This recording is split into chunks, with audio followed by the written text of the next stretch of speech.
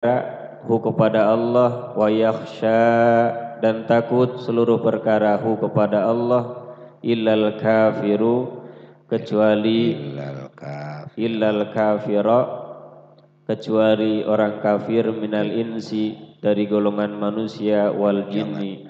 Kecuali yang kafir, bukan orang kafir. Kalau orang kan manusia, ketika nyebut minal jinni bukan orang, kata jin masih bukan orang saya. Minal kafir. Terus Illal kafira kecuali yang kafir minal insi dari golongan manusia wal jinni dan golongan jin. Termasuk yang dimaksud dengan golongan jin itu setan, bagian daripada bangsa jin. Iblis bagian daripada bangsa jin.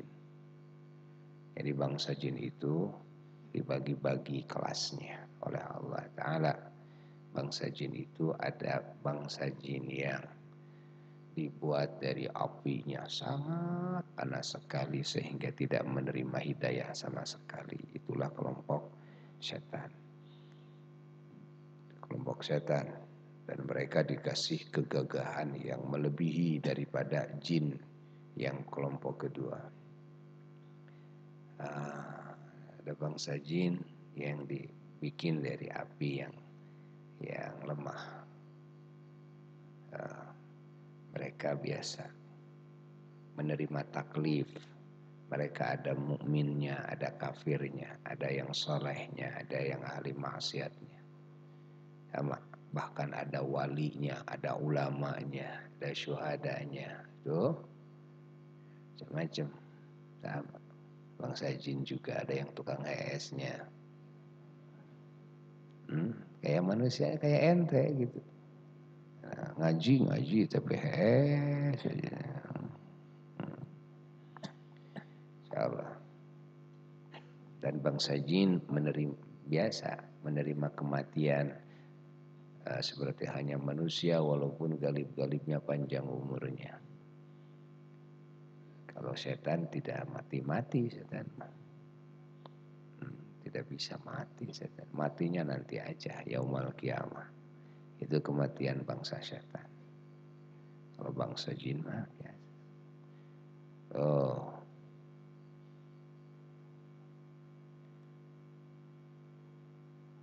Terus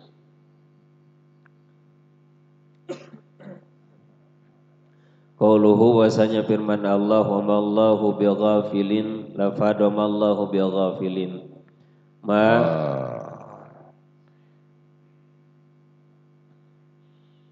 Jadi ini jadi dalil.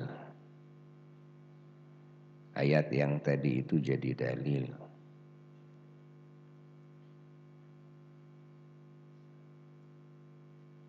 Wa inna minha lama yahbitu min khasyatillah. Ini jadi dalil bahwa semua makhluk ma'rifat kepada Allah. Semua makhluk mengenal Allah. Kecuali bangsa manusia yang kafir, bangsa jin yang kafir, yang tidak beriman, termasuk bangsa syaitan. Mereka tidak ma'rifat kepada Allah. Selain mereka, semuanya ma'rifat kepada Allah. Jadi kalau begitu banyakkan mana jumlah yang ma'rifat kepada Allah dan yang tidak ma'rifat kepada Allah dari jumlah alam semesta yang Allah ciptakan. Ya jauh kan jumlah malaikat itu lebih banyak sekali dari jumlah setan. Lebih banyak sekali. Terus ciptaan Allah yang menurut kita bukan makhluk hidup. Wah, banyak sekali. Semua ma'rifat kepada Allah, semua ma'rifat kepada Allah. Jadi yang tidak ma'rifat kepada Allah dari jumlah total semua ciptaan Allah sebetulnya sedikit. Maka siapa yang beriman kepada Allah, siapa yang tunduk kepada aturan Allah, siapa yang bertakwa kepada Allah, maka Allah cintai mereka. Kalau Allah cinta, maka semua makhluk semuanya mencintainya. Allah memuliakannya. Kalau Allah memuliakan, semua makhluk memuliakannya. Masya Allah. Allah menyayanginya, semua makhluk menyayanginya. Siapa yang takut kepada Allah, semua takut, segan kepadanya. Yang disebut semua ada pengecualian, adalah 3 kelompok. 1 bangsa setan, kedua bangsa jin kafir, ketiga bangsa manusia yang kafir. Coba kalau dibandingkan, mana yang lebih banyak? Yang lebih banyak yang berpihak kepada Allah. Yang berpihak kepada Allah, karena semua makhluk berpihak kepada Allah. Kalau Allah cinta kepada seseorang, semua makhluk mencintainya. Kalau Allah murka kepada seseorang, semua makhluk murka kepadanya. Lalu kita ingin berada di pihak yang mana? Andai kata semua makhluk membenci kita, asal Allah mencintai, maka cinta Allah tentu tidak bisa dibandingkan dengan cinta semua makhluk. Semua makhluk jadi tidak ada apa-apanya. Ini mah enggak begitu. Kalau Allah cinta, semua makhluk cinta sama kita. Kalau Allah memuliakan kita, semua makhluk memuliakan kita. Yang tidak cinta siapa? Setan. Yang tidak cinta kepada siapa? Kepada kita siapa? Adalah manusia dan bangsa jin yang kafir. Lalu, jangan melihat Allah sekarang. Bandingkan antara makhluk dengan makhluk. Mana yang akan lebih banyak yang berpihak kepada kita, yang mencintai kita? Kalau kita iman kepada Allah, kita menjalankan aturan Allah, kita dibenci oleh si A dan si B, kita dibenci oleh setan, dibenci oleh manusia-manusia yang tidak beriman, dibenci oleh bangsa jin yang tidak beriman. Kita bandingkan mana yang lebih banyak. Yang lebih banyak tentu yang mencintai kita.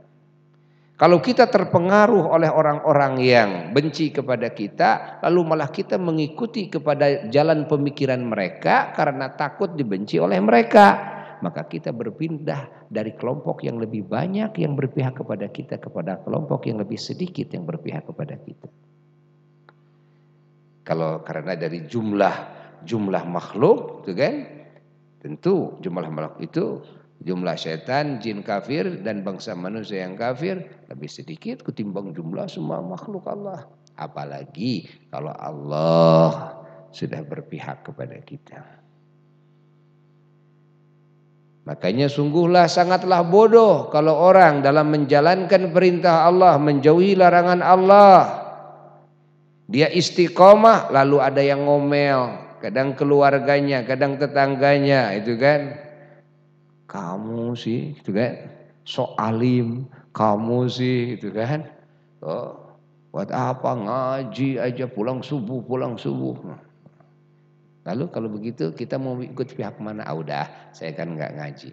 Waktu kita ngaji pulang subuh, kita dicintai Allah, dicintai semua makhluk Allah. Kita berpihak kemana sekarang?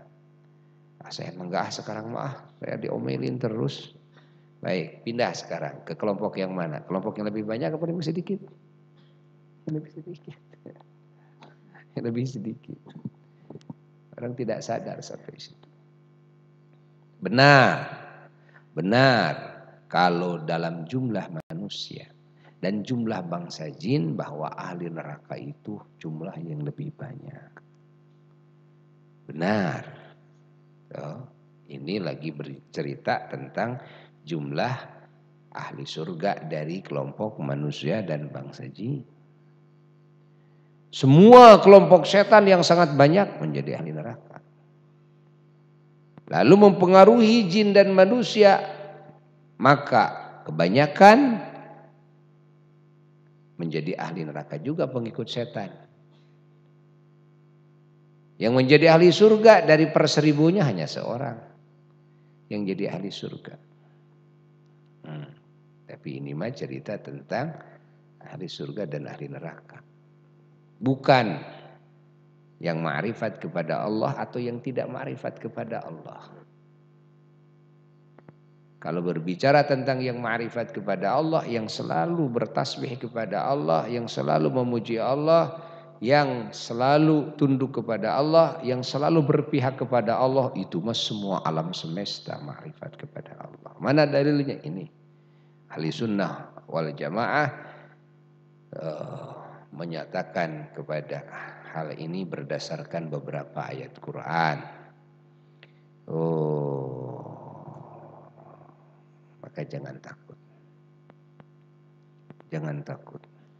Kalau kita melihat para aulia-aulia Allah, binatang-binatang buas pun juga tunduk kepadanya, takluk kepadanya, kan? Mengikuti isyarat-isyaratnya. Angin disuruh, api disuruh, segala disuruh oleh para aulia-aulia Allah.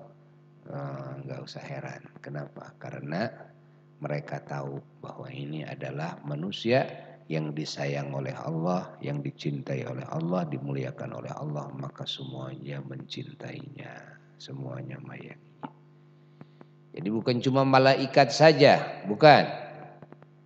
Seperti halnya dalam sebagian hadis, tatkala Allah Subhanahu wa taala mencintai seseorang daripada hambanya, maka Allah Subhanahu wa taala menyeru kepada semua malaikatnya yang ada di bumi, yang ada di langit, yang ada di alam semesta ini. Allah berfirman, ya malaikati, wahai malaikatku, inni ahbabtu fulanan, sungguh aku mencintai si anu. Fa'ahibbuh, kalian semua harus cinta kepada orang tersebut. Fa'ahabbuh, maka malaikat kompak semua mencintainya. Kalau Allah membenci seseorang, maka Allah menyeru kepada semua malaikatnya di seluruh alam semesta, di mana di sana hadir malaikat-malaikat Allah. Ya malaikati inni abghadtu fulanan. Abghadu, wahai malaikatku, sungguh aku membenci si anu. Benci oleh kalian semuanya si anu itu. Abghadu, maka semua malaikat membencinya. Bukan cuma itu saja, tapi semua makhluk. Inilah yang dikatakan oleh sebagian aulia bahwa ini mengambil dari satu keterangan riwayat hadis bahwa man khafa Allah khafahu kullu syai. Siapa yang takut kepada Allah maka semua makhluk takut kepadanya. Wa man ahabba Allah ahabbahu kullu syai. Semua yang betul-betul cinta kepada Allah maka semua makhluk mencintainya. Kecuali dua kelompok atau tiga kelompok, yaitu golongan yang al-kafir minal insi wal jin, kelompok yang kafir daripada manusia dan bangsa jin termasuk syaitan. Terus sedikit lagi. Qauluhu, bahwasanya firman Allah, wa mallahu bighafilin, lafadamallahu bighafilin.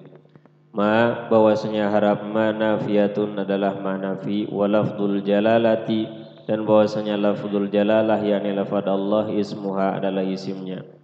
Wa bighafilin, dan bahwasanya lafad bighafilin khabaruha adalah khabarnya. Wa qauluhu, dan bahwasanya firman Allah, amma ta'maluna, lafad amma ta'maluna yuhtamalu adalah dimungkinkan, apa annama sungguhnya harap ma ismun mausulun adalah isim mausul. Wa ta'maluna, dan bahwasanya lafad ta'maluna silatuhu adalah silahnya.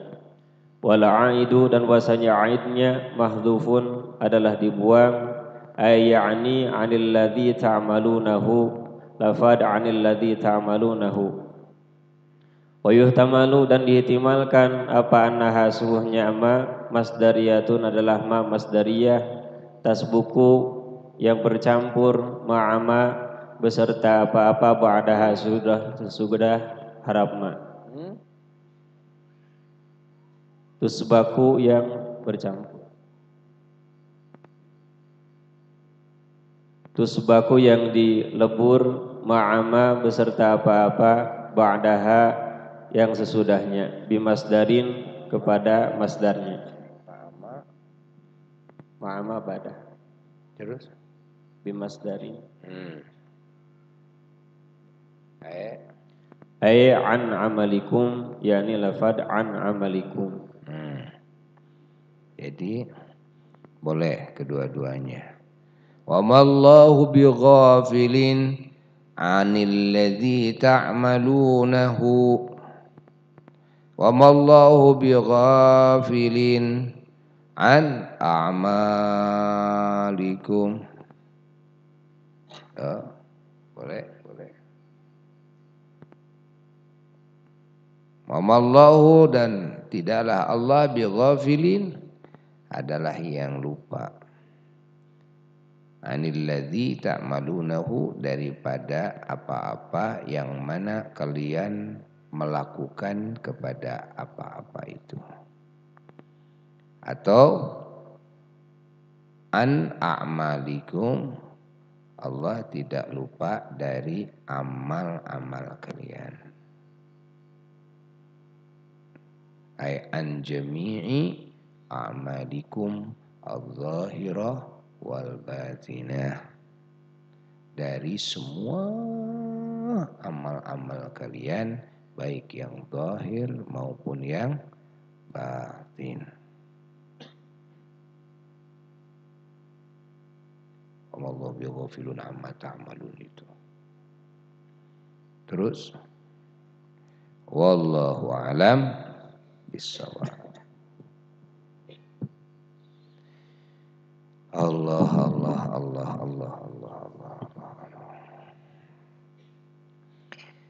Sebelum melanjutkan kepada ihya, ada sedikit yang berhubungan dengan nisfu Sya'ban. Banyak riwayat hadis yang mengungkap keistimewaan nisfu Sya'ban yang terjadi setiap malam 15 Sya'ban,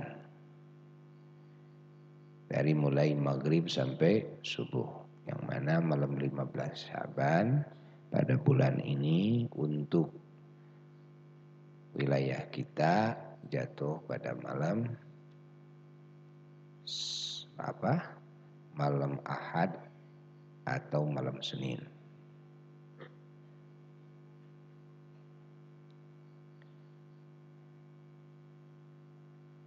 Karena kenapa bilang atau? Karena menghitungannya seperti itu. Jadi kemungkinan malam Ahad, kemungkinan juga malam Senin. Kita kan tidak ru'yah.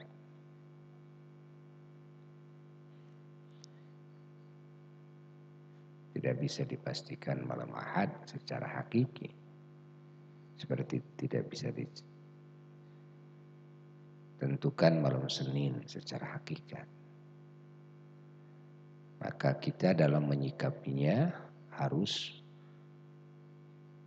mengagungkannya dan memakmurkannya dengan berbagai warna ibadah di dua malam tersebut, supaya mendapatkan semuanya. Bolehkah ngambil satu malam? Boleh. Ini mah hanya saran saja. Hanya saran. Jangan kalah sama tukang judi, sama tukang lotre, gitu kan. Kalau ada nomor beberapa, dibeli itu. Semua nomornya itu baru dapat satu. Kalau ada nomor keberuntungan malam Minggu dan malam Senin, kalau dibeli satu masih ada kemungkinan di malam Senin. Beli malam Senin ada kemungkinan di malam Ahad, bukan malam Ahad. Jadi kita kalau ingin dapat semuanya, dua-duanya malam Ahad berdoa makmurkan, malam Senin pun juga berdoa makmurkan. Di malam nisfu Sya'ban adalah malam tajallinya Allah ke langit dunia. Makna tajalli di sini, tajalli itu istilah kita penampakan. Bukan penampakan zat Allah. Bukan. Tapi penampakan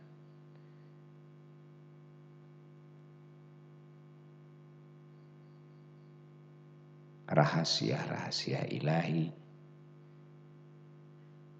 dan al-anwar, berbagai cahaya-cahaya ilahiyah, penampakan anugerah-anugerah nafahat, anugerah-anugerah ilahiyah nampak kepada hamba-hambanya.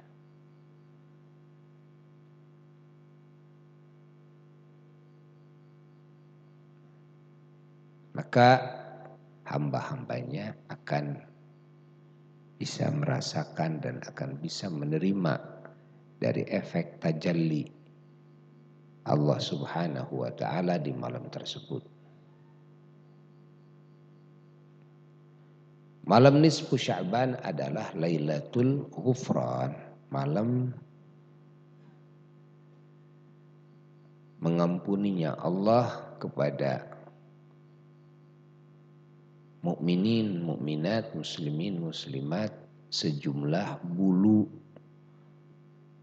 hewan ternak yang ada di perkampungan Bani Kalab.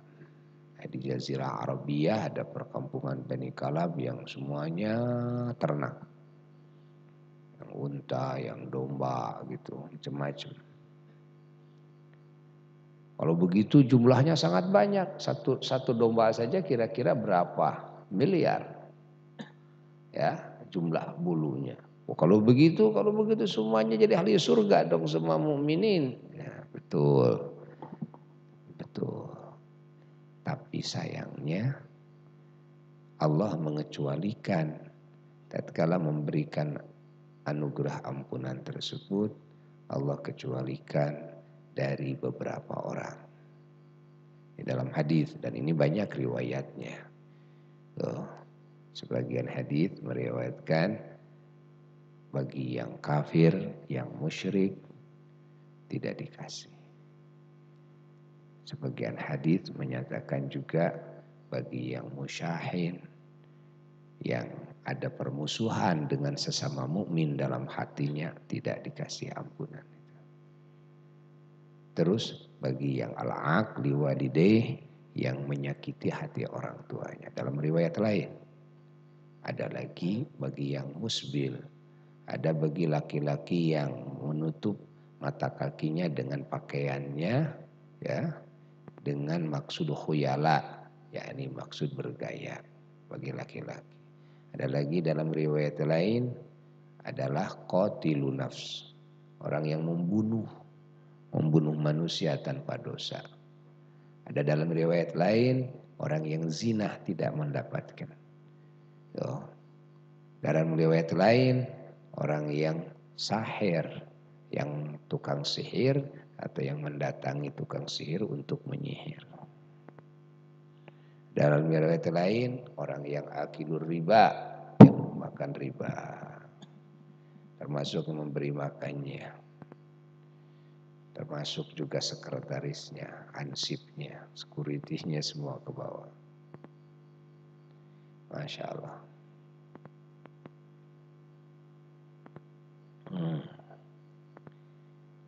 Kalau melihat hebatnya anugerah tak terhingga malam nisfu Sya'ban. Tapi kalau melihat dosa-dosa yang dilakukan oleh banyaknya manusia, imma salah satu wa imma beberapa daripada yang barusan disebutkan, waduh, jadi sedikit yang menerima ampunan Allah kalau begitu.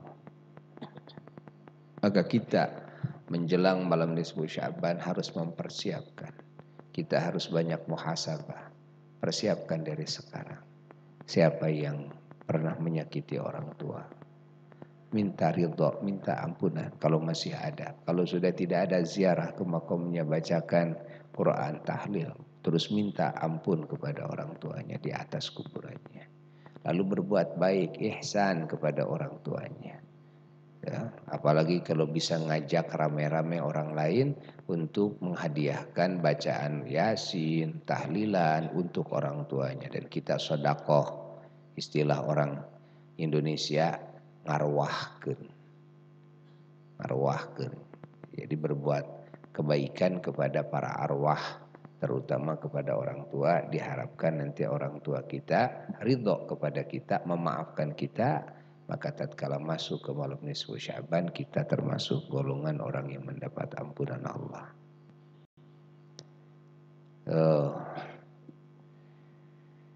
Samping itu juga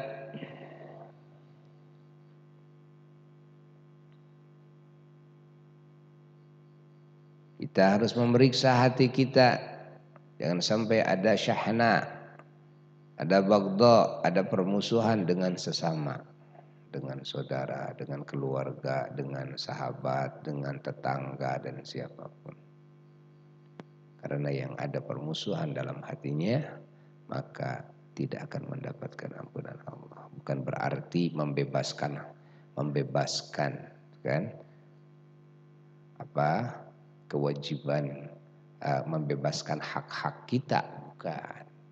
Si anu punya hutang sama kita, dia jadi janji, kita kesal sama dia, sehingga dalam hati memusuhi dia. Nah, sifat memusuhinya cabut dari hati. Bukan masalah nagih. Kalau soal nagih, hatta sampai ke pengadilan, dia umpamanya sampai dihukum dan sebagainya, itu hak kita. Bukan karena permusuhan dalam hati, tapi karena saya mau mengambil hak saya. Karena saya dizalimi, saya mengambil hak saya, dan keputusan pengadilan, hakim, dia harus dimasukkan ke penjara umpamanya, ya itu terserah. Tapi hati saya tidak memusuhinya. Jadi masalahnya di hati, memusuhi atau tidak. Ya, bukan mengambil hak, bukan masalah itu. Nah, dari sekarang dikoreksi dalam hati kita. Ini akhlak yang diajarkan oleh Rasulullah Sallallahu Alaihi Wasallam, sehingga doa di dalam Quran yang menjadi tarbiyah bagi hamba-hamba Allah. Rabbana ighfir lana wa li ikhwanil ladzina sabaquna bil iman wa la taj'al fi qulubina ghillan lil ladzina amanu wa la taj'al fi qulubina ghillan lil ladzina amanu wa la taj'al fi qulubina ghillan lil ladzina amanu. Jangan sampai ada permusuhan kepada sesama mukmin. Sehingga para sahabat Nabi dididik oleh Nabi, sebagian sahabat meriwayatkan, kami kalau setiap mau tidur itu selalu mengoreksi hati. Apakah ada dalam hati permusuhan, kebencian kepada sesama mukmin? Kalau masih ada, itu tidak bisa tidur, menangis kepada Allah, minta dicopot dulu, bertobat, nangis, minta dicopot dulu. Kalau sudah tidak ada sedikit pun ghil kepada sesama mukminin, baru bisa tidur. Insyaallah. Periksa. Setiap mau tidur itu periksa hati, yang disebut dengan muhasabah. Lalu juga bertobat dari segala dosa yang pernah kita lakukan, baik zina maupun dosa-dosa lain. Termasuk di dalam sebagian riwayat hadis, yang tidak akan menerima ampunan Allah adalah yang mengidap narkoba, meminum arak, itu tidak akan menerima ampunan Allah di malam nisfu Sya'ban. Malam nisfu Sya'ban dalam sebagian riwayat disebut Lailatul Takdir. Jadi malam takdir. Takdir apa? Allah menakdirkan nasib manusia ini, ya, Manusia ini takdirnya ditentukan oleh Allah, bangsa jin takdirnya ditentukan oleh Allah, bahkan makhluk takdirnya ditentukan oleh Allah setiap maghrib malam nisfu Sya'ban. Penentuan takdir dari mulai maghrib malam nisfu Sya'ban, penentuan takdir untuk 1 tahun. Nanti kalau ada perubahan-perubahan itu langsung ditentukan pada malam nisfu Sya'ban. Si anu nasibnya begini-begini untuk 1 tahun ke depan. Maka disebutlah Lailatul Qadar juga malam nisfu Sya'ban itu. Di samping Lailatul Takdir, Lailatul Qadar. Disebut Lailatul Qadar. yakni Lailatul Takdir. Apa perbedaannya dengan Lailatul Qadar yang di bulan Ramadan? Kalau Lailatul Qadar di bulan Ramadan menurut sebagian ulama adalah penyerahan yang sudah ditetapkan, bukunya diserahkan kepada malaikat mudabbiratul umur yang mengatur seluruh urusan. Ini penyerahan tuh bukunya. Buku semua makhluk si A si B sudah ada semuanya. Ini penyerahan, serahkan. Data-datanya sudah ada bahwa si anu tuh detik sekian, menit sekian akan ini akan ada kejadian ini kepada si A dan si B, asbabnya segala sesuatunya semuanya sudah ada, data-datanya lengkap. Lalu oleh malaikat pencatat ini diserahkan kepada malaikat mudabbiratul umur di Lailatul Qadar di bulan Ramadan. Kalau penentuan takdirnya di malam nisfu Sya'ban, maka para ulama, para aulia mengajarkan kepada kita untuk keberuntungan kita supaya kita siap-siap dari sore memohon kepada Allah. Bahkan bagusnya dari jauh-jauh hari memohon kepada Allah sebaik-baiknya nasib dan takdir bagi kita dan bagi keluarga kita, keturunan kita, bagi semuanya mukminin mukminat, muslimin muslimat. Minta kepada Allah.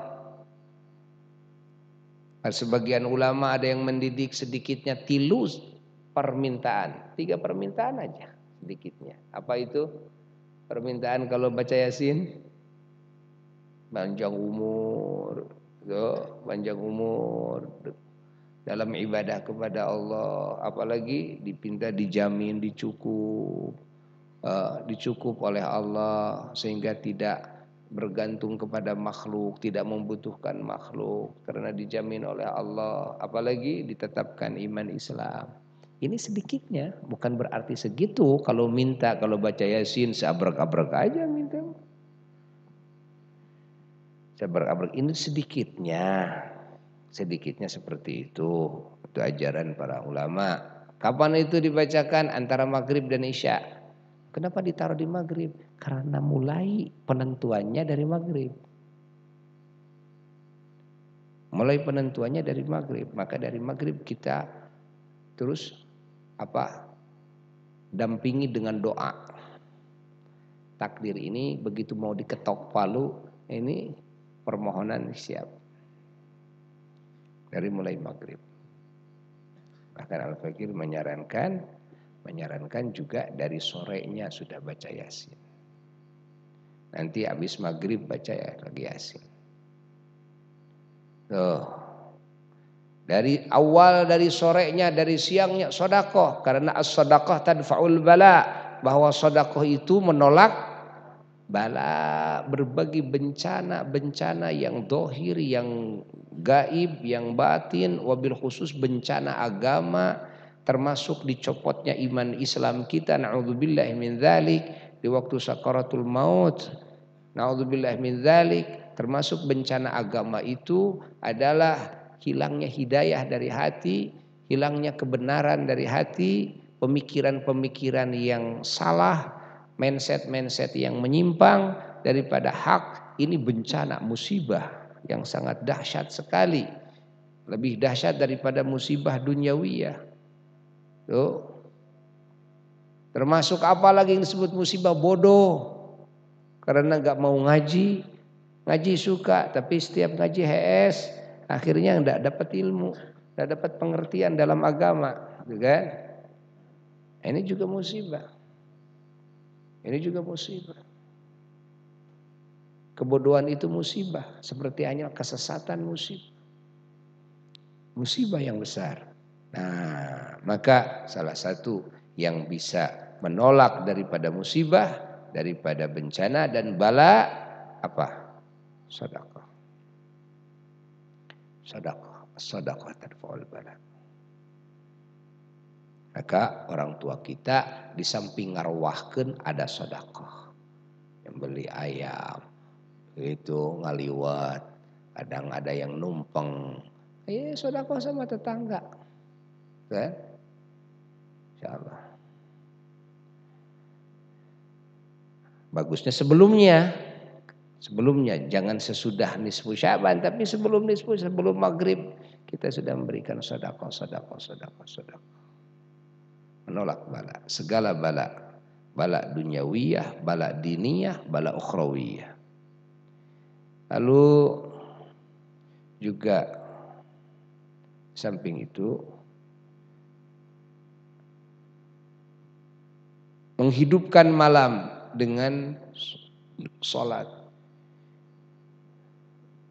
Seperti hanya yang dicontohkan oleh Sayyiduna wa Maulana Muhammad sallallahu alaihi wasallam di malam nisfu Sya'ban, beliau lagi bagian giliran nginap di Sayyidatuna Aisyah radhiyallahu taala anha. Ini dalam riwayat hadis sahih. Lalu malam-malam langsung terbangun beliau. Siti Aisyah kaget karena Rasulullah tidak bilang sama Siti Aisyah mau kemana-kemana, langsung keluar dari kamarnya. Siti Aisyah kaget, mau kemana Rasulullah? Kan giliran di beliau. Lalu beliau mengetuk pintunya putri Rasulullah SAW, Sayyidatuna Fatimah Zahra, yang berdempetan rumahnya dengan rumah Siti Aisyah. Siti Fatimah itu berdempetan dengan rumah Siti Aisyah. Sampai sekarang makom Nabi adalah rumahnya Siti Aisyah itu ada ngambil sebagian ke batasan rumahnya Sayyidatuna Fatimah radhiyallahu taala. Jadi kalau kita lihat dari belakang makom Nabi ada tembok yang agak tinggi. Nah itu tembok itu kan sedikit tuh, kira-kira berapa 1 meter lebih itu. Nah itu adalah bagian dari rumahnya Sayyidatuna Fatimah radhiyallahu taala. Jadi bangunan makom itu ngambil sebagian dari rumah Sayyidatuna Fatimah radhiyallahu taala.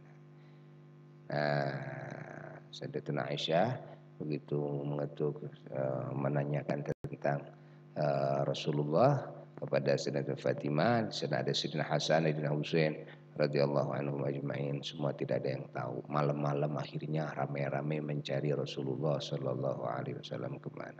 Tanya ke sini enggak tahu, ke sini enggak tahu. Ternyata kelihatan dari jauh tuh. Ternyata Rasulullah sallallahu alaihi wasallam ada di tengah-tengah kuburan Baqi'. Dia di sana ada tengah kuburan Baqi', subhanallah. Lagi sujud lama sekali sujudnya. Sehingga dicolek kakinya. Disangka wafat, ternyata tidak. Lalu Rasulullah SAW menceritakan dan bertanya malam apa sekarang. Semua mengatakan malam nisfu, malam 15. Rasulullah menyatakan tentang keistimewaan malam tersebut. Dan Rasulullah ditugaskan oleh Allah supaya mendoakan arwah mukminin mukminat, muslimin muslimat. Maka dari akhlak Rasul mendoakan arwah mukminin mukminat di kita, muslimin muslimat, dididik oleh para wali songo juga setiap nisfu Sya'ban mendoakan arwah mukminin mukminat. Ngarwahkeun kita malam nisfu Sya'ban. Ala arwahi mendoakan mukminin mukminat, muslimin muslimat. Masyaallah. Maka dari hadis ini jelas bahwa salah satu cara menghidupkan malam nisfu Sya'ban, malam yang agung, adalah malam tajallinya Allah ke langit dunia dengan cara berdoa, dengan cara istighfar, memintakan ampun kepada Allah untuk mukminin mukminat, muslimin muslimat, di samping untuk dirinya, dengan cara sholat, kan? Namun sholat ini tidak ditentukan bilangan rakaatnya. Lalu ada sebagian ulama yang mengajarkan dengan ditentukan bilangan rakaatnya, silahkan kita mengikutinya, tapi bukan atas dasar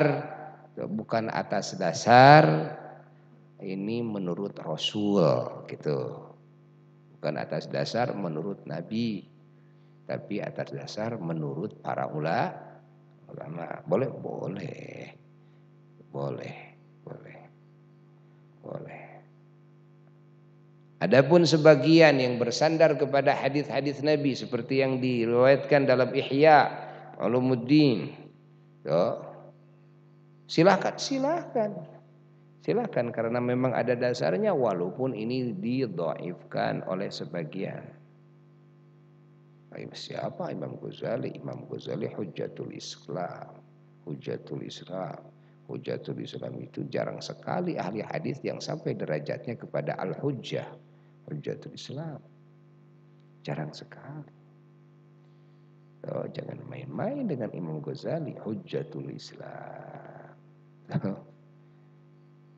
Itu gelar bagi ahli hadis yang mengarungi seluruh hadis Nabi kecuali hanya sedikit yang tidak. Makanya banyak hadis-hadis Imam Ghazali yang nyaris ahli hadis saja tidak mengenal. Ahli hadis saja tidak kenal, kan? Sehingga ada sebagian ahli hadis yang mengatakan seperti hadis-hadis dalam Ihya, lam ajid lahu aslan. Aku tidak menemukan asal usulnya. Bukan berarti Imam Ghazali ini dusta. Ulama mengatakan begitu bukan jelek sangka kepada Imam Ghazali, tapi ulama menyebutkan itu karena kejujurannya, bahwa saya tidak menemukan asal usulnya. Saya karena apa? Ya karena kepicikan saya. Karena kepicikan saya, karena kekurangan saya, karena kelemahan saya, sehingga saya tidak menemukan asal usulnya. Bukan berarti saya jelek sangka kepada Imam Ghazali, bahwa Imam Ghazali mau riwayatkan hadis yang palsu, umpamanya seperti tudingan orang-orang yang memang dia su'ul adab kepada seorang Imam Ghazali yang mendapatkan gelarnya Hujjatul Islam. Masa yang boro-boro sampai Hujjatul Islam, Al-Hafidh saja umpamanya, yang disebut Al-Hafidh dalam bidang hadis, tidak ada yang nyampe. Di zaman kita mana ustadz-ustadz ahli hadis yang ngomongin hadis yang nyampe kepada gelar Al-Hafidh dalam hadis, apalagi sampai Al-Hujjah.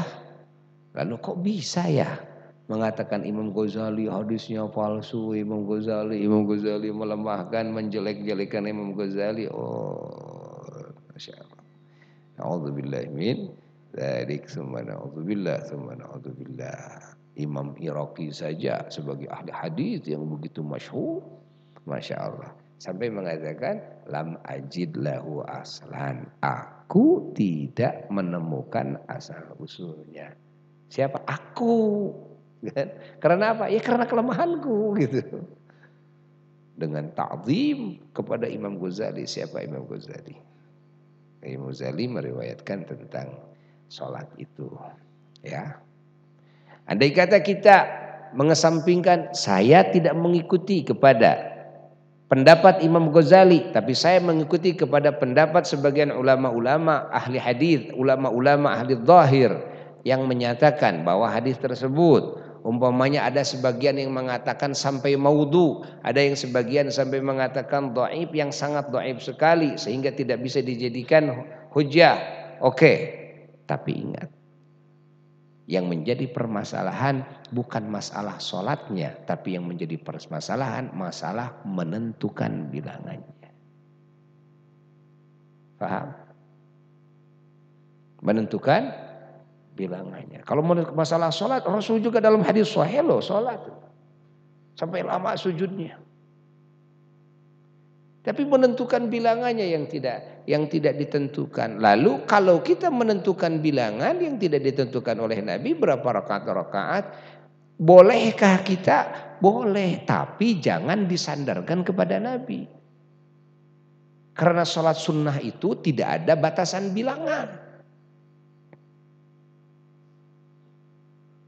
Seperti sodakoh saja. Kita sodakoh. Berapa sodakoh? 10.000 perak.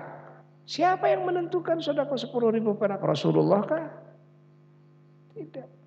Rasulullah memerintahkan sodakohnya. Rasulullah memberi contoh sodakohnya. Tapi kalau menentukan 10.000 peraknya siapa? Ya saya. Oke, boleh kamu yang menentukan, asal jangan ditudingkan kepada Rasul. Menurut Rasul 10.000. Nah itu ya, yang salah. Kalau menurut Rasul 100 rakaat, nah itu pun juga kalau tidak taklid kepada Imam Ghazali. Hatta dalam sebagian kitab fikih dalam apa? Dinyatakan oleh ulama bahwa itu bagian daripada bid'ah yang munkarah. Ulama bermaksud bagian bid'ah yang munkarah itu adalah orang yang menyandarkan sholat di malam nisfu Sya'ban yang 100 rakaat yang disebut dengan sholat raghaib, yakni sholat bersenang-senang dengan Tuhan. Nah itu yang dimaksud oleh ulama bid'ah munkarah adalah menentukan bilangan tersebut, menentukan sholat raghaib tersebut. Kan? Apalagi diberjamaahkan. Ya kan sholat sunnah tidak yang disunahkan diberjamaahkan. Nah, lalu sebagian orang mengatakan bahwa ini menurut Rasul, bahwa ini adalah berdasarkan hadis, kan? Sementara sebagian ulama menetapkan hadis itu hadisnya ada yang ditetapkan maudhu kalau bersandar kepada hadis itu. Nah, orang-orang banyak yang bersandar kepada hadis itu ini adalah bid'ah munkarah. Ini harus di-stop nih. Bukan menyetop zikirnya, bukan menyetop urusan salatnya, bukan menyetop urusan doanya. Lah, tidak seperti dugaan orang-orang yang masih belajar dalam bab ini. Sehingga ini menurut siapa? Sahibul apa dalam kitab apa kitab fikih? I'anatul Talibin. I'anatul Talibin ini bid'ah munkarah. Inta yang bodoh, bukan sahibul i'anah yang bodoh, inta yang bodoh. Beliau benar. Beliau benar, kan? Beliau menyikapi apa? Menyikapi orang-orang yang menyandarkan salat raghaib ini kepada Rasul. Karena yang menjadi permasalahan bid'ah dan tidak bid'ah adalah min haitsul isnad, dari sisi menyandarkannya. Tapi kalau menyandarkannya kepada ulama, sehingga beliau juga mengatakan walakin ra'aitu ahlal qudsi, tapi aku melihat orang-orang suci mereka melakukan sholat tersebut. Aku melihat orang-orang suci itu disebut orang-orang suci melakukan sholat tersebut setiap malam nisfu Sya'ban.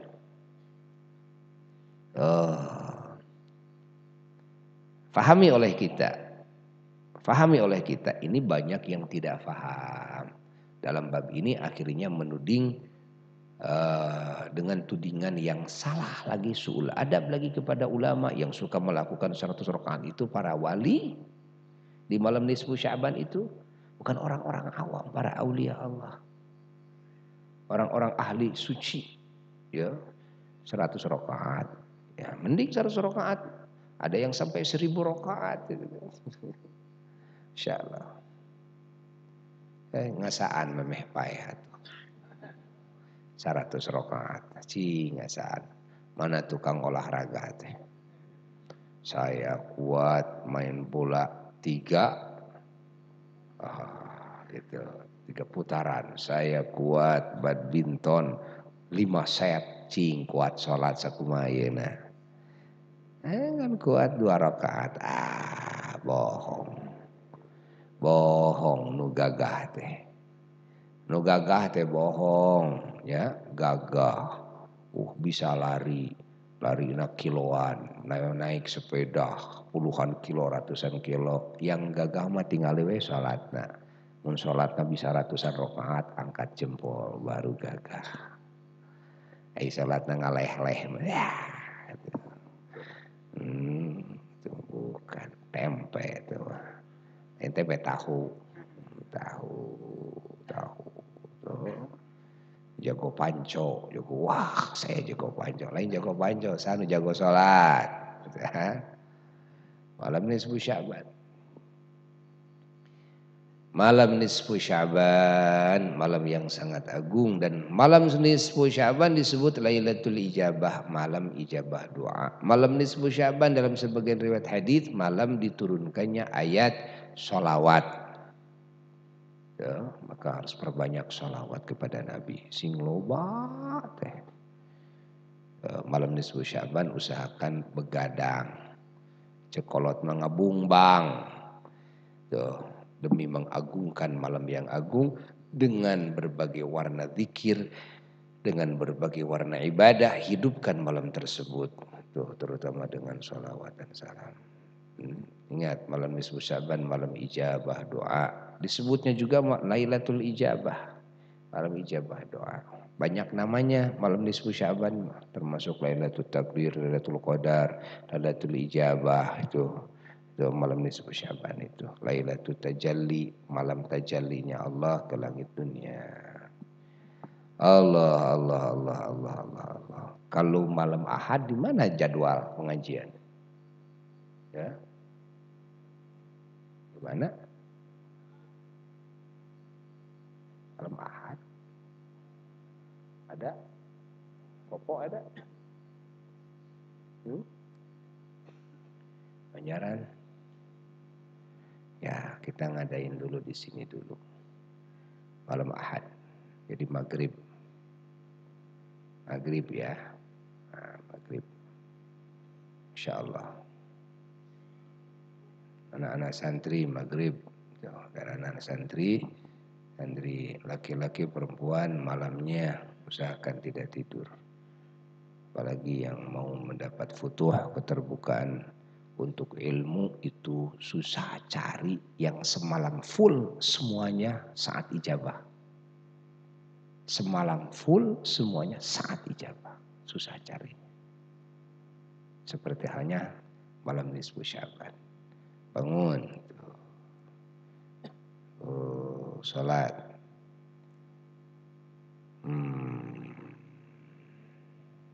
Allahu a'lam bishawab. Lalu ada tambahan lagi sedikit bahwa rencana kemarin bahwa kita akan kedatangan ya yang mulia Al-Habib Umar bin Zain hafizahullah taala dari Madinah Al-Munawwarah. Beliau seorang alim, putra daripada Al-Habib Zain bin Smith. Beliau tadinya mau nginap malam Sabtu, tapi tadi sore ada perubahan jadwal bahwa beliau akan datang ke sini pada hari Jumat pada asar. Kalau hari Jumat pada asar, maka di kandang di sana, di kandang sekaligus walimah khitan itu Muhammad Bagawi, anak Al-Fakir, sekaligus juga syukuran umroh, sekaligus juga rajaban di sana dan menyambut Ramadan pada hari Jumat sekarang. Jadi semua kumpul di sana, nanti Al-Habib Zain sekalian saja beliau yang insyaallah ceramahnya. Nah, beliau hadir asar di kandang tadi terakhir itu. Jadi supaya semuanya bisa hadir di sana, mendapatkan tausiah dan curahan doa dari beliau, apalagi menghadapi malam nisfu Sya'ban pada hari Jumat yang dekat sekarang. Waktunya dari mulai ba'da salat Jumat diisi oleh para mubalik dulu sampai salat asar, break dulu salat asar, setelah salat asar diteruskan insyaallah diisi oleh beliau Al-Habib Umar bin Zain bin Smith hafizahullah taala. Diundang semuanya. Sekian. Wallahu a'lam bishawab. Rabbana anfa'na bima 'allamtana Rabbi 'allimna alladzi yanfa'una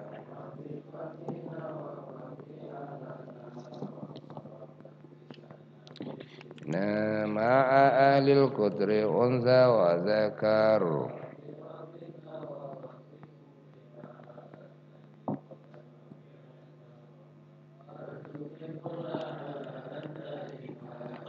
illa adgiya ulama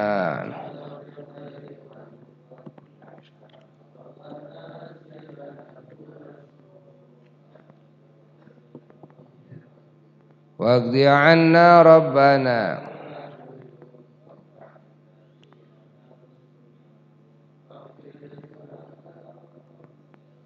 wa salatullahi nafsan mustafa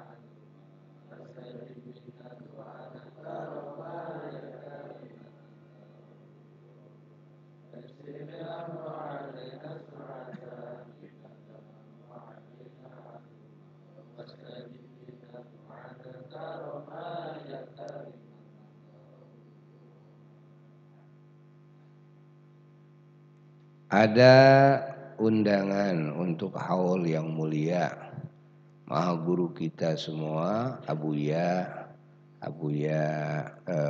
itu di Darussurur Abuya Yahya rahmatullahi alaihi rahmatan wasi'ah tamah pada malam Sabtu nanti tanggal berapa? 3 Juni ya. Pada tanggal 3 Juni malam Sabtu pada tanggal 3 Juni. Ya, sekali lagi malam Sabtu pada tanggal 3 Juni. Awal Abuya. Insyaallah. Insyaallah. Mudah-mudahan keburu yang ikut ziarah ke Banten berangkatnya pada hari Kamis.